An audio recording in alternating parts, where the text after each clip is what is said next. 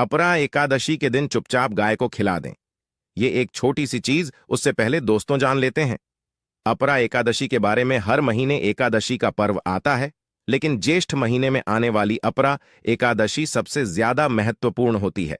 आइए जानते हैं साल 2024 में अपरा एकादशी कब है दोस्तों। अपरा एकादशी तिथि भगवान विष्णु को समर्पित है। माना जाता है इस दिन भगवान विष्णु का व्रत करने से और उनकी पूजा करने से सभी पापों का नाश हो जाता है और मोक्ष की प्राप्ति होती है। ज्येष्ठ का महीना 24 मई 2024 से शुरू हो गया है। ज्येष्ठ माह के कृष्ण पक्ष की अपरा एकादशी और शुक्ल पक्ष की निर्जला एकादशी दोनों ही बहुत महत्वपूर्ण मानी जाती है। ज्येष्ठ माह में गर्मी चरम पर होती है और एकादशी में 24 घंटे व्रत किया जाता है, जो बहुत कठिन होता है। आइए जानते हैं इस साल अपरा एकादशी 2024 की डेट, पूजा मुहूर्त और क्यों किया जाता है ये व्रत। ज्येष्ठ मास के कृष्ण पक्ष की अपरा एकादशी तिथि 2 जून 2024 रविवार को सुबह 05:04 पर शुरू होगी और अगले दिन 03 जून 2024 सोमवार को प्रातः 0:30 पर समाप्त होगी। इस साल अपरा एकादशी 2 और 3 जून दोनों दिन है। इस अपरा एकादशी का क्या महत्व होता है दोस्तों। अपार शब्द का अर्थ होता है असीमित, यानी कि अपरा एकादशी का व्रत करने वालों को असीमित सुख और धन की प्राप्ति होती है। इसी कारण इसे अपरा एकादशी कहा जाता है। इतना ही नहीं, अपरा एकादशी को असीमित लाभ देने वाली एकादशी भी कहा जाता है। अपरा एकादशी समस्त पापों से मुक्ति दिलाने वाली एकादशियों में से एक मानी जाती है। ऐसी मान्यता है कि इस व्रत को करने से पापों का अंत होता है। इतना ही नहीं, व्यक्ति को कई तरह के रोग, दोष और आर्थिक समस्याओं से भी छुटकारा मिलता है और अक्षय पुण्य की प्राप्ति होती है। पांडवों ने श्री कृष्ण के मार्गदर्शन में इस व्रत को करके महाभारत युद्ध में विजय प्राप्त की थी। दोस्तों, अपरा एकादशी के दिन स्वर्ग का दरवाजा खुल जाता है, इसलिए इस दिन किया गया दान पुण्य अन्य दिनों में किए गए दान पुण्य से अधिक फलदायी होता है। वास्तव में 2 जून अपरा एकादशी के दिन अगर आप यह उपाय कर लेते हो तो यकीनन आप पर मां लक्ष्मी की कृपा होगी और आप धनवान बन जाओगे। आप धनवान ना बने तो मुझे बताना दोस्तों, बस जो उपाय आपको बताया जाए वह उपाय कर लेना। चलिए जानते हैं, एकादशी के दिन चुपचाप गाय को खिला दें। यह एक छोटी सी चीज, रोडपति भी होंगे, करोड़पति मिलेंगे, सभी संकट और कष्टों से मुक्ति, मृत्युदंड, पितृदोष तुरंत होगा खत्म, पूरे साल आपके भरे रहेंगे, अन्न धन के भंडार यूं कहें कि आपकी 7 पुश्ते तक करेंगे, रुपयों पैसों पर राज्य दोस्तों, 7 पीढ़ियों तक बैंक बैलेंस बढ़ता चला जाएगा। सभी भी दुख दर्द संकट कष्ट है वह दूर हो जाएंगे और सभी सुख आपके कदमों में आ जाएंगे। सभी सुख आपके कदम चूमेगी। यदि आप यह एक छोटी और खास चीज चुपचाप गाय को खिला देते हैं तो तत्काल गरीबी आपके जीवन से खत्म हो जाएगी। यूं कहे व्यक्ति रंग से राजा बन जाता है और 33 कोटि देवी देवताओं को धारण करने वाली गौ माता की भी कृपा व्यक्ति पर आजीवन बरसती है। व्यक्ति के घर में कभी भी अनंत धन वस्त्र कमी नहीं होती है। धन के भंडार व्यक्ति के घर में भरे रहते हैं। व्यक्ति के जीवन से तत्काल गरीबी खत्म हो जाती है। तो दोस्तों, कौन कौन से वे गाय से जुड़े खास और महत्वपूर्ण उपाय हैं जिन्हें यदि आप एकादशी के दिन कर लेते हैं तो दोस्तों यकीन मानिए आपके घर में अन्न धन के भंडार सदैव भरे रहेंगे। जो भी जीवन के दुख दर्द संकट कष्ट है वह सभी दूर हो जाएंगे। इस वीडियो में हम आपको उसी एक खास और महत्वपूर्ण चीज के बारे में बताएंगे, क्योंकि आपको एकादशी के दिन गाय को जरूर खिलानी है। तो दोस्तों, अपने फायदे के लिए पूरा वीडियो देखना। यदि आज की इस वीडियो को अपने बीच बीच में से देखा, काट काट कर देख प्रधानमंत्री गरीब आवास यदि आज की इस वीडियो को अपने बीच बीच में से देखा, काट काट कर देखा तो यकीन मानिए जीवन में आपको कभी सफलता हासिल भी नहीं होगी, क्योंकि इस वीडियो में आपको कुछ ऐसे उपाय गाय से जुड़े बताने वाले हैं जिन्हें करने से आपके जीवन के जो भी दुख दर्द संकट है या कामयाबी होने में कोई बाधाएं आ रही, सभी से छुटकारा मिलने वाला है। यूं कहे कि आपके जीवन में अपार धन सुख संपत्ति की प्राप्ति हो जाएगी। कभी भी धन से संबंधित परेशानी नहीं रहेगी। आर्थिक स्थिति आपकी प्रबल हो जाएगी। धन प्राप्ति के योग्य बन जाएंगे और जीवन में सदैव अनंत धन के भंडार आपके घर में भरे रहेंगे। अनंत धन वस्त्र कभी कमी नहीं होगी आपके घर में। तो दोस्तों, आज का वीडियो पूरा देख कर जाना, यदि आप चाहते हैं आप और आपके परिवार पर सदैव गौ माता की कृपा से, आपके पितरों की कृपा से, देवी देवताओं की कृपा से, तो दोस्तों वीडियो को पूरा देखकर जाना बहुत ही फायदेमंद वीडियो है। पूरे 50 सालों के बाद ऐसे दुर्लभ संयोग है, तो पूरा वीडियो देखकर जाना यदि आप लाभ हासिल करना चाहते हैं और 7 पीढ़ियों तक कभी कोई किसी तरह की कमी ना हो, ये फल चाहते हैं, तो वीडियो को पूरा देखकर जाना बहुत ही लाभप्रद वीडियो है आपके लिए। दोस्तों वीडियो को आगे शुरू करें उससे पहले आपसे रिक्वेस्ट करते हैं कि इस वीडियो को लाइक कर चैनल को सब्सक्राइब कर देना और कमेंट बॉक्स में सच्चे दिल से जय गौ माता जरूर लिख देना, जिससे माता की कृपा आपके और आपके परिवार के ऊपर सदैव बरसती रहे।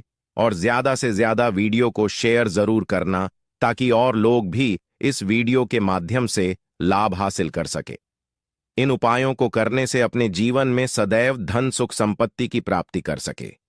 तो शेयर करना ना भूले इस वीडियो को, जिससे और लोगों का भी भला हो। आपको बता दें, इस दिन तीर्थ स्नान करना बहुत ही फलदायी समझा गया है।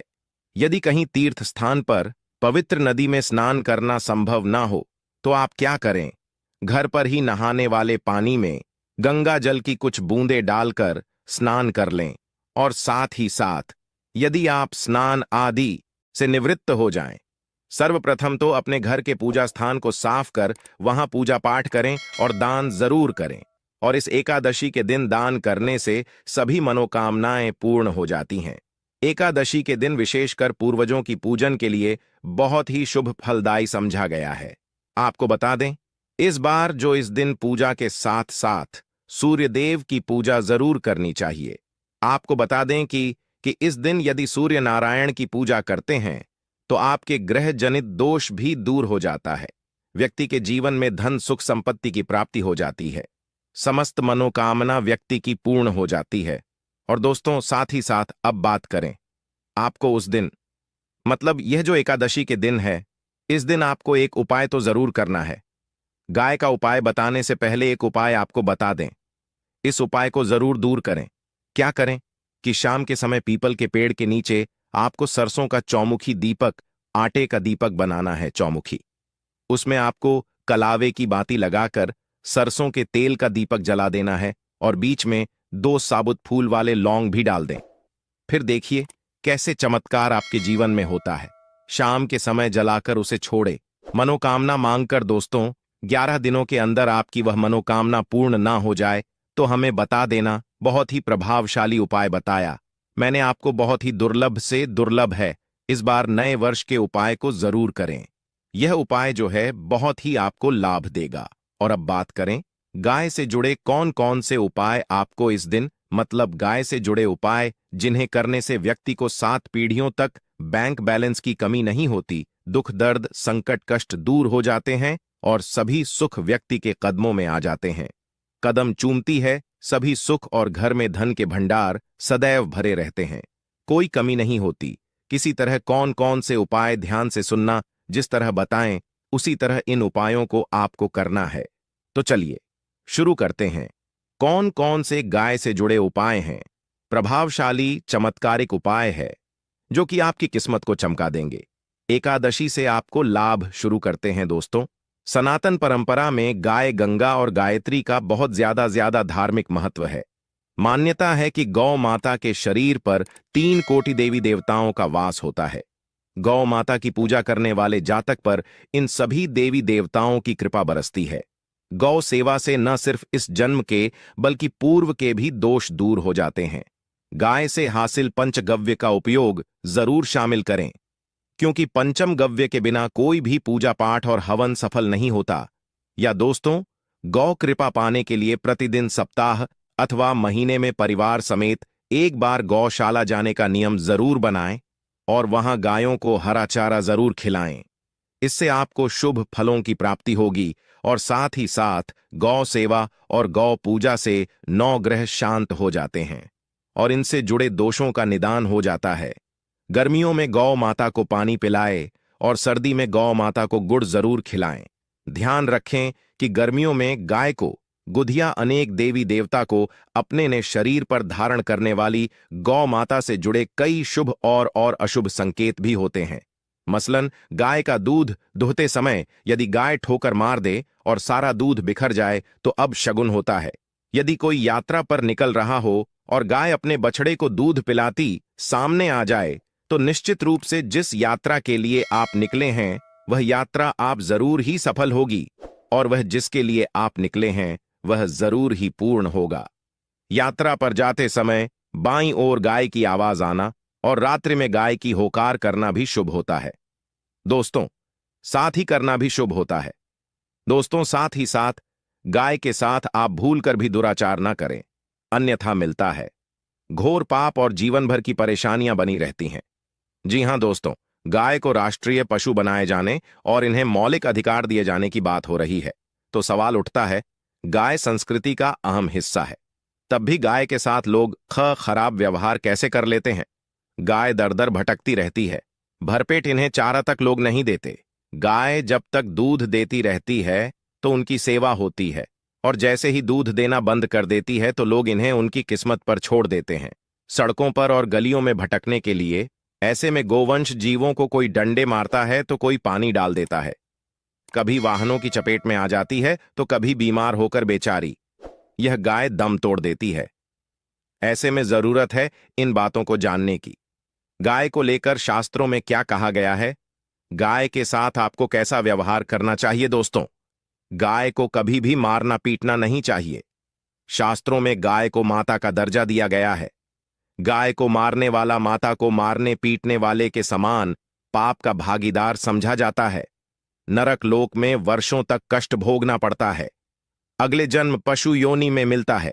कथा है कि गौतम मुनि ने गलती से गाय को डां मार दिया था, जिससे गाय की मृत्यु हो गई थी, और इस पाप से मुक्ति के लिए इन्हें वर्षों तक तपस्या करनी पड़ी।